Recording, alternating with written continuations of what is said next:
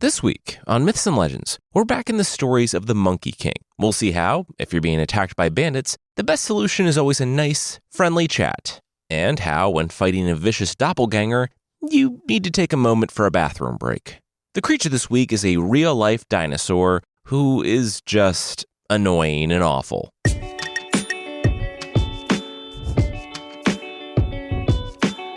This is Myths and Legends, episode 349. My Own Worst Enemy.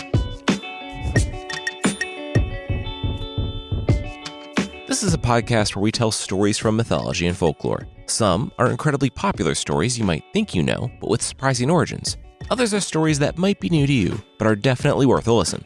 Okay, so real quickly, in the story of the Journey to the West, we follow Xuanzang, the human monk, who was tasked with retrieving holy scriptures by the Bodhisattva Guanyin from the Buddha in the Thunderclap Temple in the West. Since the road is impossibly long and dangerous, he was granted 4 guards, essentially monsters on a redemption arc, for his trip.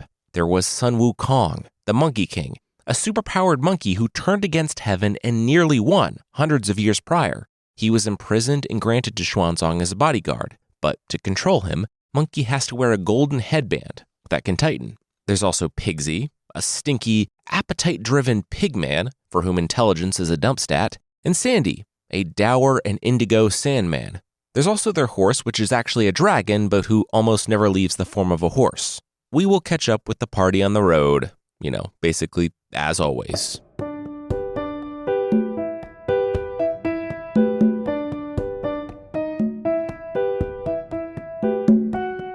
Monkey, I'm not gonna lie. I'm nervous, Xuanzang said, looking at the mountain ahead of them. Sun Wukong, the Monkey King, took a deep breath. It was the 3rd time this morning that Master's reservations had stopped their progress. He heard all about it before. Mountains meant demons. Demons meant kidnapping and preparing Xuanzang to be eaten, and then a somehow more traumatic rescue, where the Monkey King, Pigsy, and Sandy slaughtered the demons in front of his eyes. Monkey could tell that this whole trip was beginning to wear on Xuanzang, the monk. It wasn't unexpected. Xuanzang might be a monk, but he was only human. Monkey shifted to a different approach. He said he didn't have any fear, not because he was a supernatural, near-invincible monkey, but because he had faith. Xuanzang nodded thoughtfully.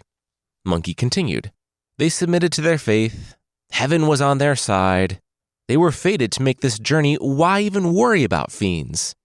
The answer was, of course, because fiends were everywhere, and they were all in extreme mortal danger constantly, but he didn't say that part. It did seem to help Xuanzang, though, because it used his own identity to prod him along.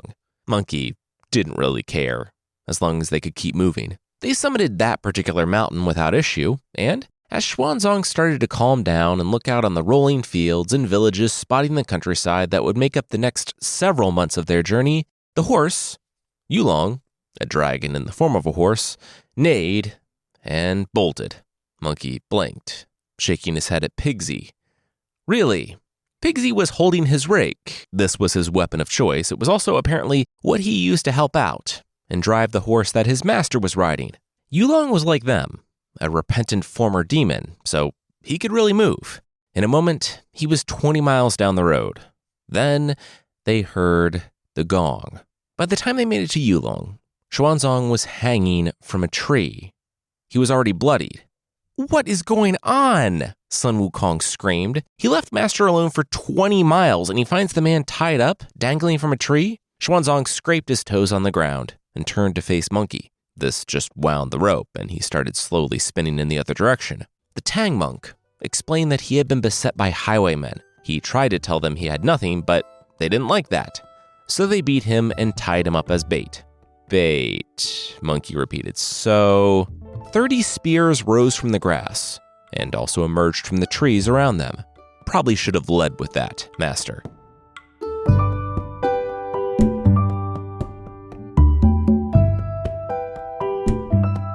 Monkey did have the money. They wouldn't have to sell the horse like Xuanzang had been worried about, which was good because the horse was actually one of their party members and that wasn't really an option. Monkey pulled out the ingots that had been donated to them on the road, which they then used to donate to people in more need than them. The image of them, the ingots, satisfied the bandits, and, one motioning to another, they cut Xuanzang down. As soon as the ropes tumbled off of him, Xuanzang was bravely fleeing for his life. He leapt atop Yulong, pointed ahead of him on the road, and the dragon horse took off. "That's east! That's the wrong direction!" Monkey cried out. But Xuanzang was already out of earshot. Monkey made to move, but found the bandits' spears crossed in front of him.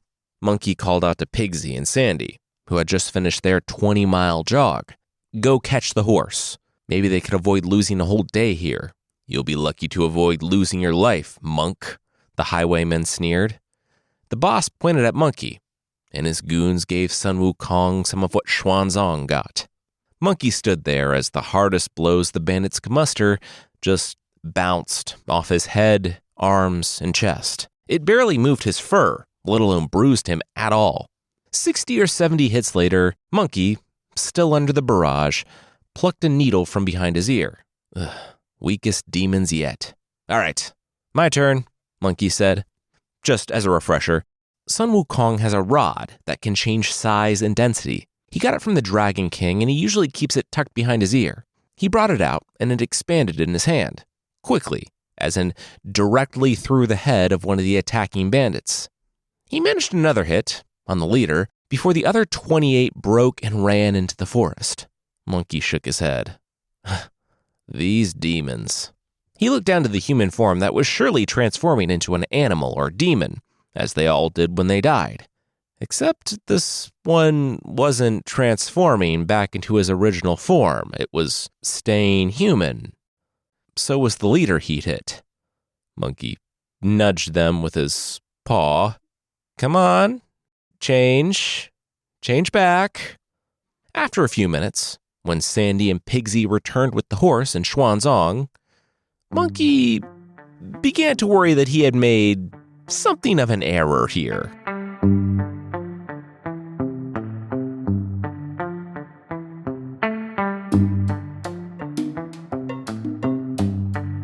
"What are those?" Xuanzang pointed at the corpses as he got off the horse. "I'm pretty sure now that they're not demons." Xuanzang was horrified at the, quote, bean curd of the bandits' heads on the ground, which, yikes, and he retched. "Get your rake. Start digging," Monkey demanded of Pigsy. They had to bury the bodies. Monkey rolled his eyes at the funeral service. Seriously? These were the people that were responsible for Xuanzang spitting up a tooth just now. They were going to kill the group. But no, Monkey was the bad guy for accidentally killing 2 of them. He had tried to explain, but Master just shot a "step aside, ape head," as he actually says in one translation, and got on with the funeral. Monkey actually was offended by that. He was a monkey, not an ape.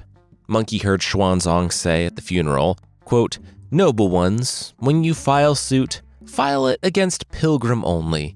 The other 2 had nothing to do with this." "Okay, that's too harsh," Monkey interrupted the funeral speech. If it wasn't for Pigsy trying to help and scaring the horse, or Xuanzang fleeing in terror, he wouldn't have been in that situation. He was tasked with protecting Xuanzang, and look, no more bandits! They all fled! The party was welcome for that, by the way. Xuanzang shrugged. He didn't know why Monkey was getting so worked up. He only wanted Monkey to appreciate the reverence of life and become a more virtuous person. He was sorry that made Monkey so angry.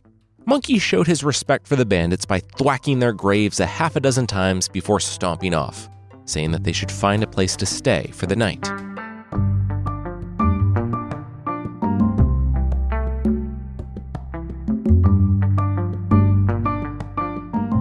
"But that's so far!" The man in the village shook his head in disbelief. "No, yeah, we know." Xuanzang had just given his whole talk to the villager about how they had come from the Tang Empire, with hopes that the 4 of them could sleep with a roof over their heads that night. The fact that they had traveled so far was not something Xuanzang wanted to rehash at 11:30 p.m. on an empty stomach, because literally everyone they talked to was so amazed by how far they had traveled. "Sure, you can stay," the old man said. "But you said we, though. There are more of you?" At that word, 3 sets of eyes opened, glowing in the darkness. First, the teeth and snout, dripping with goo, Then the indigo sand slithered and took form. Finally, the muscular, brutal form of Monkey stepped forward and... thud. The villager fainted. "Why'd you guys do that?" Xuanzang said, stepping past the farmer. "What? You asked us to stay back, so we did. We heard him say yes," Sun Wukong whined, helping the master heft the man. "Yeah, but you can't emerge slowly from the shadows like that. It freaks people out. Also, Pigsy, blow your nose," Xuanzang said. Anyway, he said yes, so they should just, put him to bed, I guess? "Oh, hi, your husband said we could stay here," Xuanzang said to the man's wife and his 5-year-old son. "He's not dead." "Probably. We're the good guys," Monkey smiled. The child shirked from him. They laid him down in the thatch hut, and he slowly came to. When the villager regained his senses, he screamed out that monsters were here. Where was his son? Xuanzang clasped his shoulders. "No, nothing to worry about. They weren't monsters. They were reformed demons and his disciples. They were harmless. Mostly. Probably. The man must have been a little concerned by all of that qualifying, but might have figured out that the travelers were already in the house, and it was worse to anger them than it was to just be a good host for the night. So he sat them down to a vegetarian meal. They got to talking, and Xuanzang learned that the 5-year-old was in fact not the 70-plus couple's son. Xuanzang was pretty sure he understood how all of that worked, but it was still a bit confusing. The 5-year-old, though, was their grandson. "Oh, is your son here? We'd love to meet him," Pigsy smiled. "Bring him here. Now. I want to meet him. I want to be so kind. Smell him, maybe. Take him out to a fun day at a carnival. Friendship is wonderful." "Pigsy," Xuanzang cut him off. He apologized to the couple. They were still teaching Pigsy manners and the appropriate level of intensity, which is almost no intensity in polite conversation, Pigsy. The couple exchanged a glance. They actually didn't know where their son would be. He did not lead a good life. He was a ruffian. Their son had fallen in with a gang of bandits. Pigsy said, "Oh, wait!" Xuanzang looked to Monkey, who plucked a hair that turned into a fly that flew into Pigsy's mouth. Nope. Family business. Not their concern. And it wasn't. Until about 4 a.m. In the barn, Monkey put a hand over Pigsy's, Sandy's, and Xuanzang's mouth. He could grow extra hands when needed. Another hand put a finger to his lips. Hands 5 and 6 started packing, and 7 itched his side. He had just a little bit of lice. Sandy shifted his mouth down a bit. "What's up?" Monkey said that they'd been found. From the house, they heard what sounded like 28 men. Monkey heard them inquire about the horse that matched the one from earlier that day, with the monks who had killed their leaders. "Monk," Xuanzang corrected with a whisper and narrowed eyes. There was the sound of footsteps on the ground, and Monkey drew his staff with an 8th arm. The door to the barn creaked open. It was the father. "They think you did something terrible. My son and his gang are out for blood. You must leave if you value your life," the father said. He had brought the horse. Monkey had finished packing and sucked up all 8 arms back into himself before realizing that he still needed at least 2 of those. When Xuanzang was safely atop the horse, there was a shout. "The old man! He was helping them! They were in the barn!" Monkey told them to go. He would cover their escape. "Monkey, just frighten them. Don't kill anyone," Xuanzang warned, as the trio galloped and ran down the road.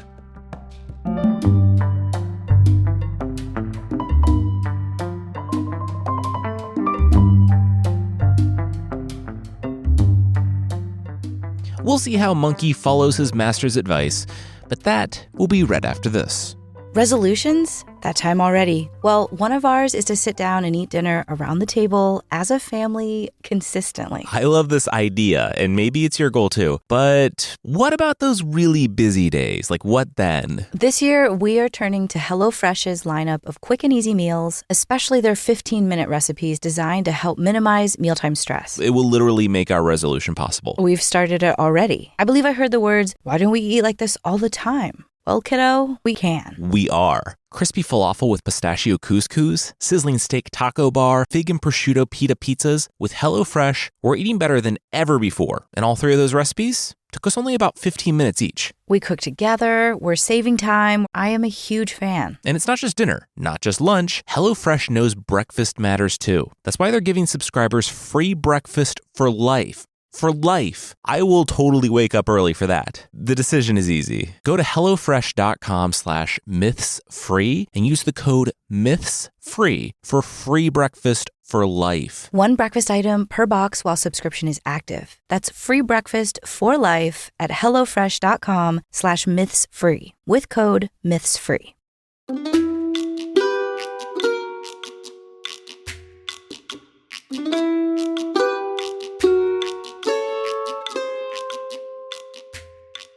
About a half hour later, Monkey jogged to catch up with the group. Wow, that turned out to be hairier than anticipated. Those guys were persistent. Good news, though, he managed it without a single fatality. What? Xuanzang shook as he pointed to the thing in Monkey's paw. What? It's my bag. Oh, that's a human head. Monkey held up the dripping human head.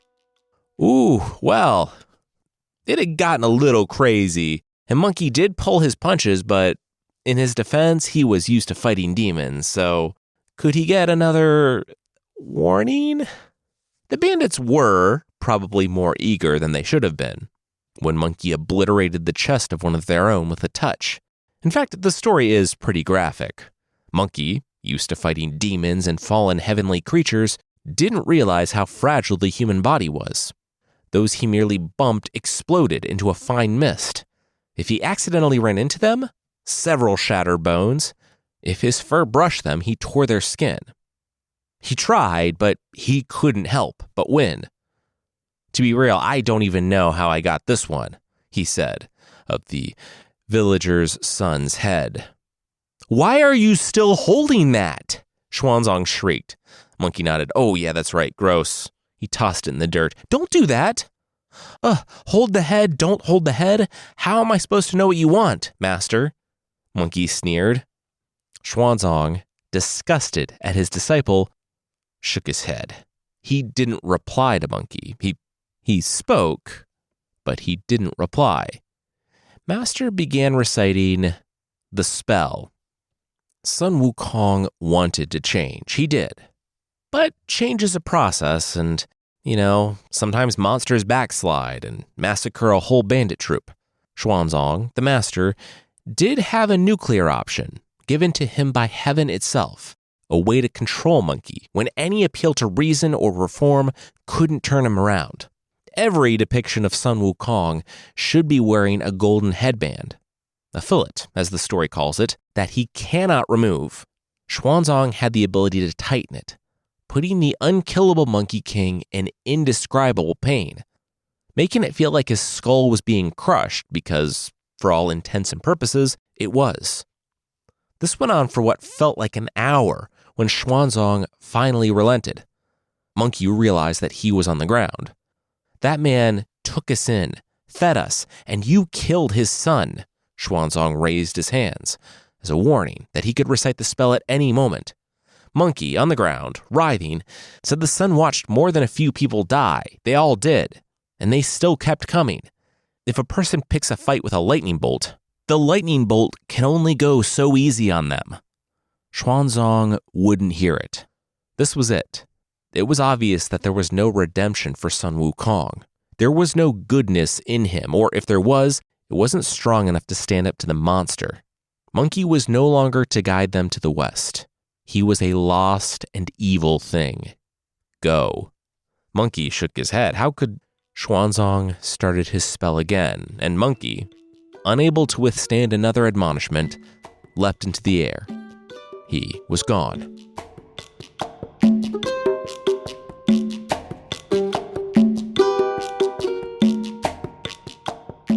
Monkey hung in the air, watching the trio with the dragon horse for a long while.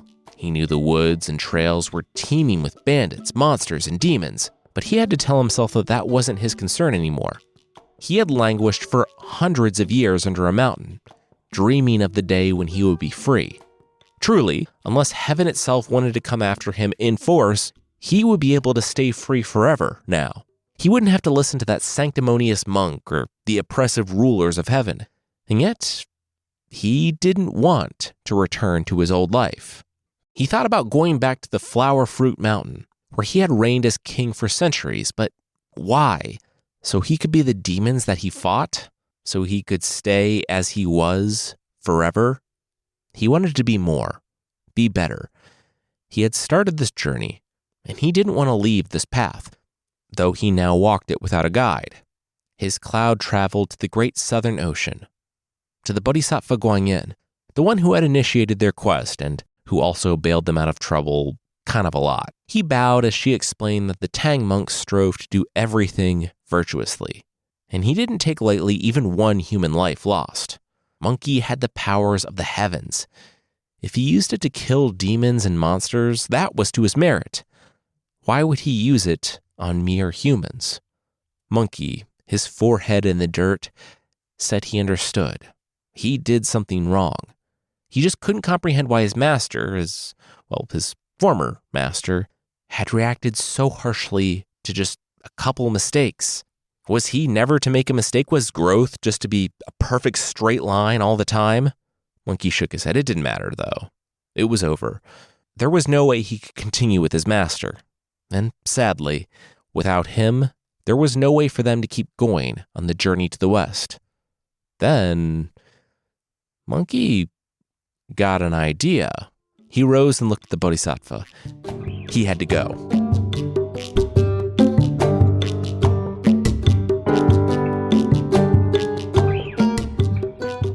Stop eating junk, Xuanzang said, finally resorting to jerking on the reins of Yulong, the dragon horse, who was now just completely ignoring him and veering from the path to eat brush.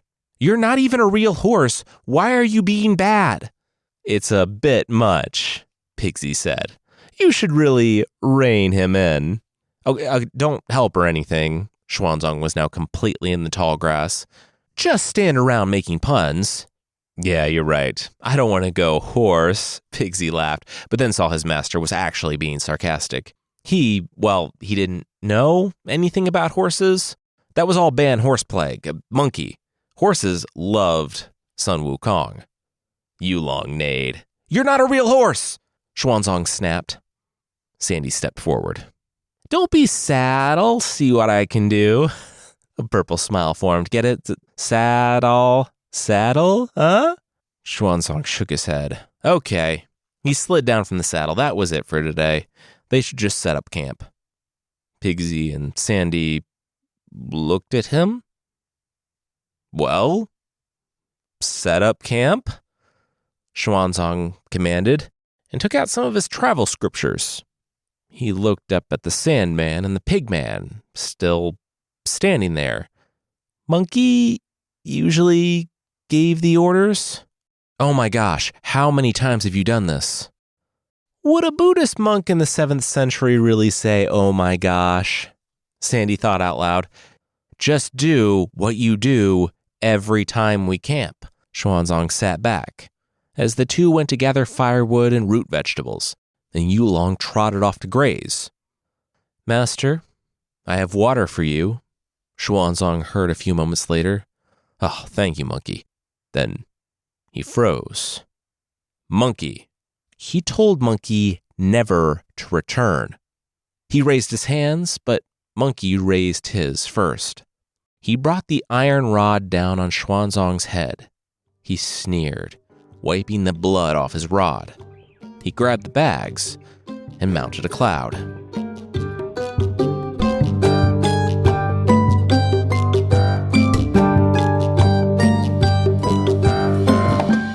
Master is dead, Pigsy cried. He wasn't. Sandy studied the breathing, groaning form of Xuanzang. I don't think he is. He just seems badly injured. That's a dead body, Sandy. You need to let go. Attachment and all that. It's bad. Did you pay attention at any of his lessons? Xuanzang groaned. Pigsy, I am not dead. Pigsy wailed. It was like he could hear Master's voice from beyond the grave. Okay, we're not doing this bit. Sandy propped Xuanzang up and gave him some water. Who attacked Master? Was it the bandits Wukong antagonized? No, it was Wukong. Xuanzang sat back, shaken, with dried blood on his temple. Xuanzang told them of the attack. Then he sat up. Monkey stole their clothes? The Sha monk paced back and forth. Monkey was a handful when he was pulling his punches. They had all lost to him at one point or another. If he was unhinged enough to assault their master, he might go for blood. Xuanzang still wasn't well enough to stand, let alone recite the fillet-tightening spell in enough proximity for it to do any good. Besides, if he started again, Monkey might just outright kill him.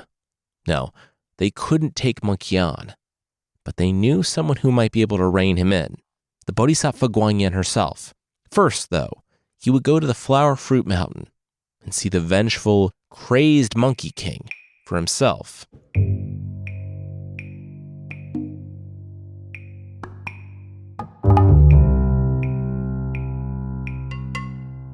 We'll see just how far Monkey has fallen, but that will, once again, be right after this.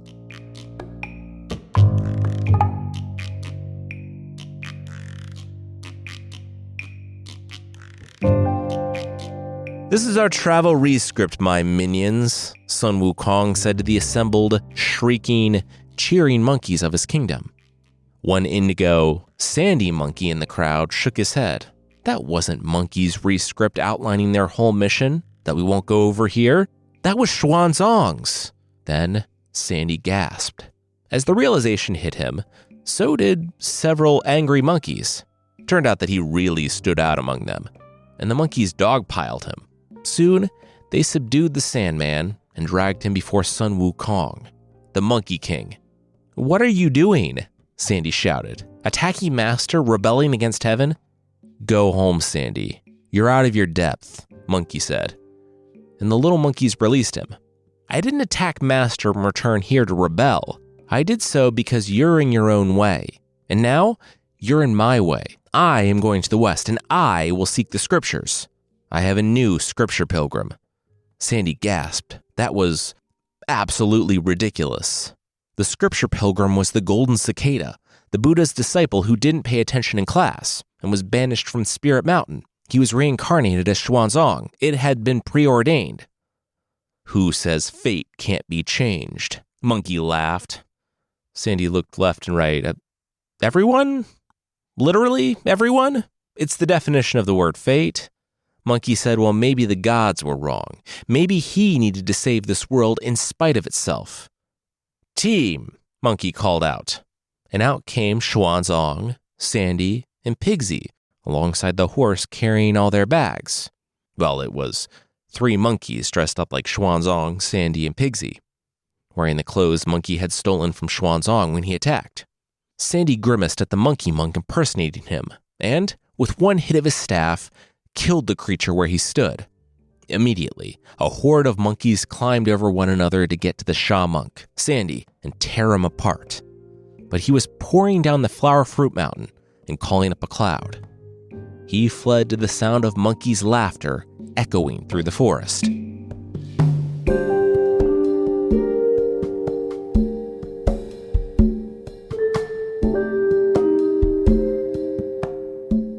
Sandy made it to the mountain of the Bodhisattva and barely landed before he pushed back her guards and entered the inner sanctum. He bowed low and, without looking up, said they were facing the greatest crisis of their journey. Monkey. He had turned evil. Monkey attacked the Tang monk, and he was leading a second group to gain the scriptures in the Thunderclap Temple. "Oh, hey, Sandy." Sandy heard a familiar voice. Shaking, his eyes rose to see Monkey, Sun Wukong, in the presence of the Bodhisattva. Without hesitating a moment, Sandy brought his staff down right where Monkey had been standing. Monkey stepped to the side at the last moment. Sandy brought it down again, and again, Monkey dodged it. "What are you doing?" Monkey dodged 3 more blows with the smallest effort he could muster. "What am I doing? What are you doing? You beat me here from the Flower Fruit Mountain to hoodwink the Bodhisattva?" Monkey asked, What was Sandy even talking about? Flower Fruit Mountain? He had been here for days. He was about to leave to go seek the fillet loosening spell from the Buddha, but Guanyin stopped him at the last moment. She looked into Xuanzang's future and saw that trouble was coming, and that monkey needed to stay here, with her. What was going on?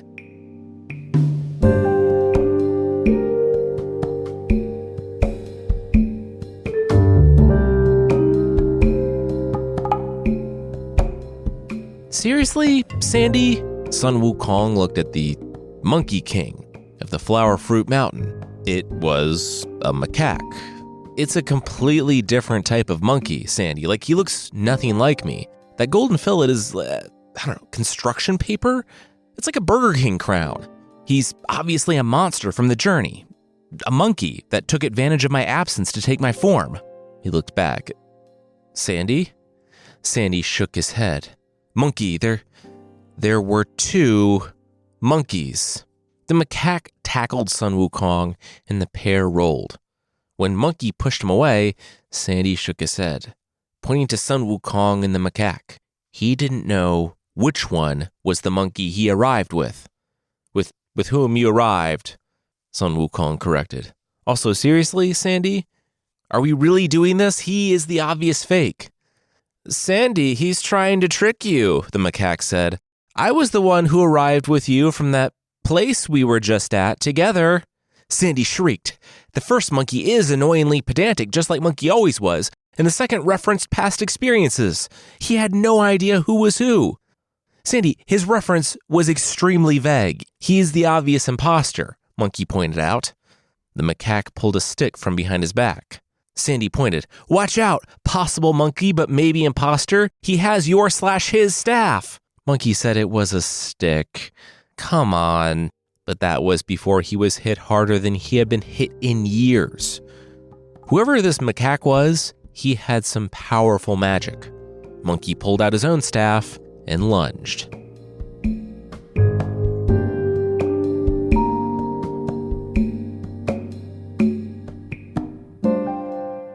Okay, Monkey, I don't know who to help here, Sandy cried as two identical Monkey Kings attacked each other, and he and the little fiends of the Flower Fruit Mountain, Sun Wukong's army, watched, just as confused as Sandy. Help me! He's the obvious imposter! Both Sun Wukongs cried. Okay, this isn't helpful, Sandy gasped. He actually had an idea. The real Sun Wukong is on a redemption arc. The imposter is going against the will of heaven by trying to retrieve the scriptures on his own with his monkey band of pilgrims. Yeah, that tracks, both Sun Wukong said. So, the real Sun Wukong, follow me to the Bodhisattva Guanyin, Sandy cried out. One monkey dove to follow, and the other caught his tail and swung him back, saying he was the real Sun Wukong. Sandy figured they would fight pretty much the whole way, but still, they would get there eventually, and Guanyin would sort it all out. She always did. Well, I can't make heads or tails of these two, Guanyin said, as the Sun Wukongs were destroying most of her entryway with their fight. There was some powerful magic here, to be sure, but it's working to mask the one doing it. She could probably find out who the real Sun Wukong was, but it would kill both of them. She said they should run it up the chain of command.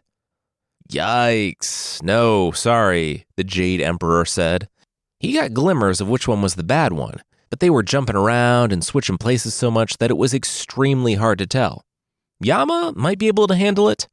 A pillar crumbled as one of the Sun Wukongs hit it in the distance. The Jade Emperor grumbled. Someone chased these monkeys out of the hall.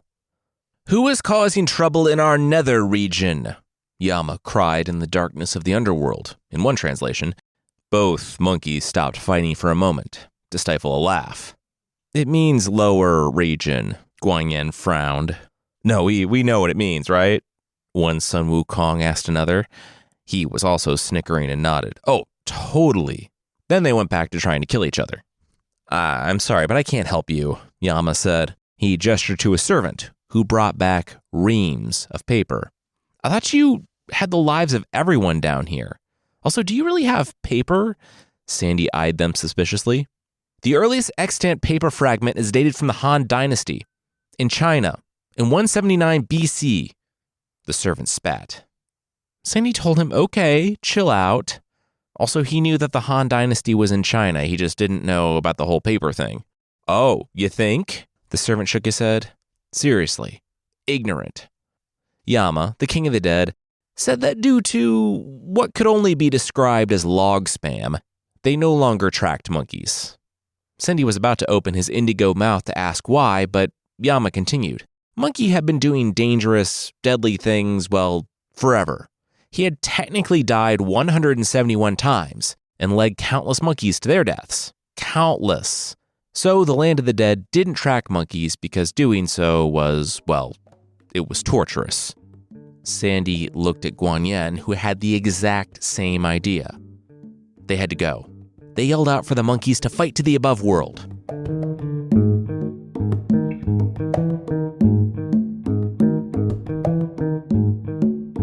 Sun Wukong, the real one, was actually getting tired. He didn't know who this macaque was, but he was good. Nothing had survived this long in a sustained attack against monkeys since, well, ever? They were standing before Xuanzang, who, though incredulous, understood what was happening. The imposter didn't attack Monkey's former master again, and Monkey, the real Sun Wukong, was honestly happy for the break. For all of about 15 seconds, until Xuanzang started reciting the tight fillet spell. The fillet, his headband, bit into his skin and skull and kept tightening while the macaque just smiled. Monkey sat there, struggling, confused, but understood what the others must be seeing.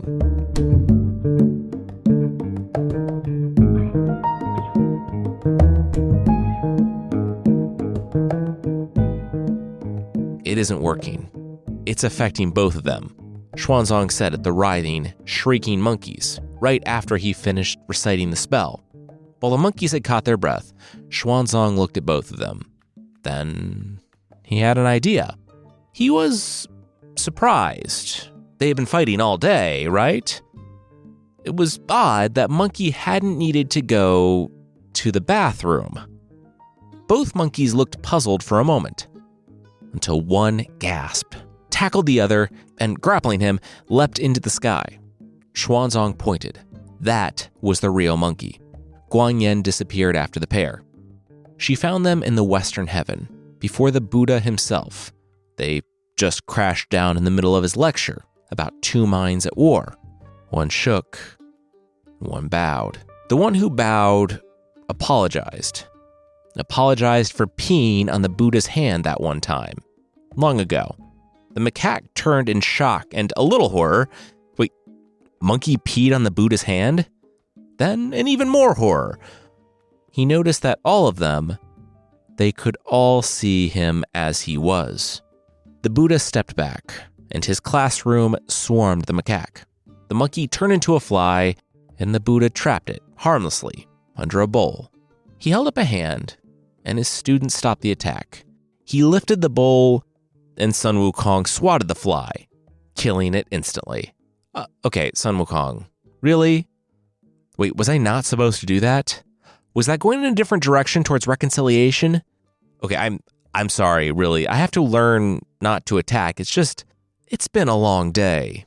Sun Wukong's shoulders slumped. And you're still learning. Still growing, Monkey heard.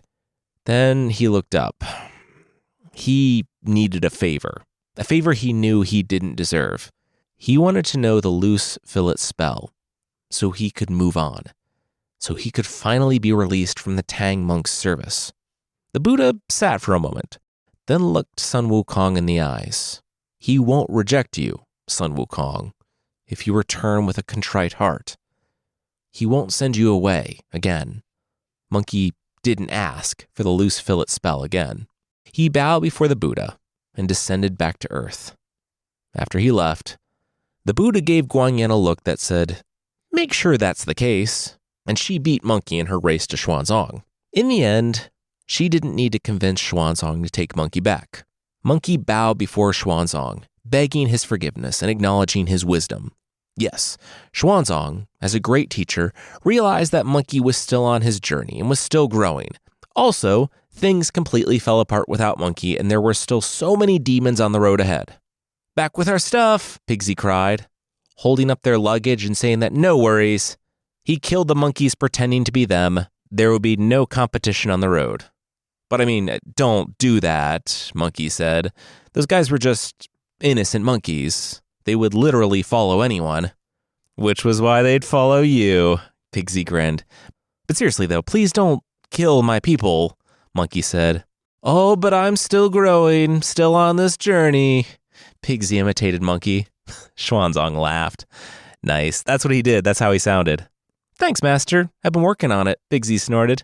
It's good and it shows, Xuanzang said as they finished packing and continued down the road. It's just, please don't kill monkeys, Monkey said. He learned the lesson, he understood where this was ending up. Yama doesn't even track them, Sandy informed the group. He was there. They don't even count. Monkey said okay, he understood. He killed a human and he had devalued life and now life that mattered to him was being devalued. Lesson learned, guys. Got it. The three monks looked at each other. Yes, that was the point of the conversation, not them devaluing monkey life. They should go.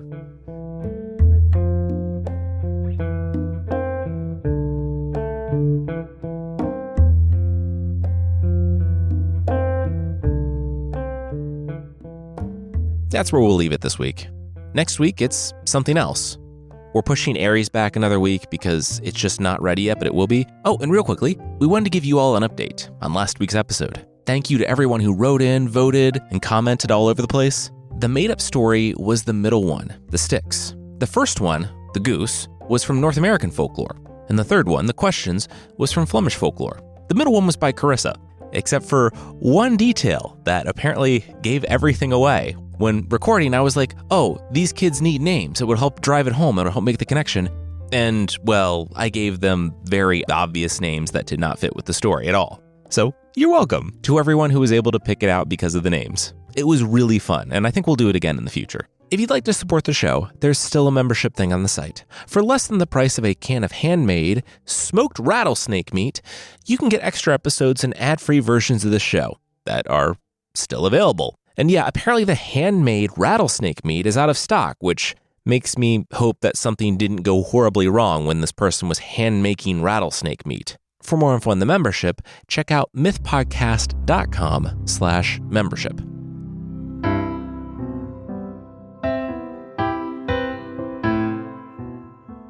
The creature this week is the Kongamato from Western Zambia in Africa.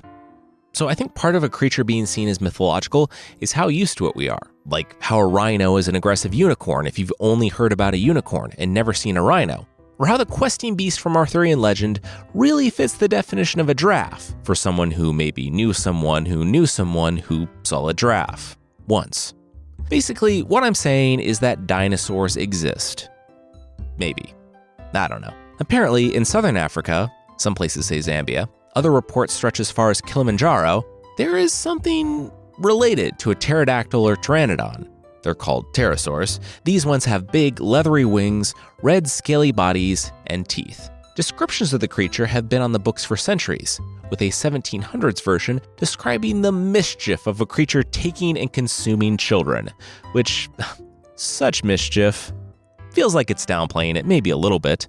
One of them, in 1932, by explorer Frank Welland in his book, Witch-Bound Africa, which feels like it's coming from a place of several a priori assumptions that should probably be addressed, said that the people agreed on the description, said that they hadn't seen anything else that matched any other dinosaurs, and were so tired of the creature. One of the biggest testaments to this creature's existence, I feel, is that the people just wanted it to go away forever. It overturned boats. It attacked humans sometimes. It dug up corpses and left their loved ones half-eaten. According to Welland, they didn't consider it to be an unnatural thing, just, quote, a very awful thing, which is pretty much exactly how you would react to a species of dinosaurs hassling you and your people. Apparently descriptions persisted up until 1958, and then, well, maybe they finally went extinct. Not saying any extinction is good, but we've pretty much all seen Jurassic Park. Trying to keep those things in captivity is always a bad idea. They will get out, and take it from the people of the 1930s, they sound like terrible neighbors.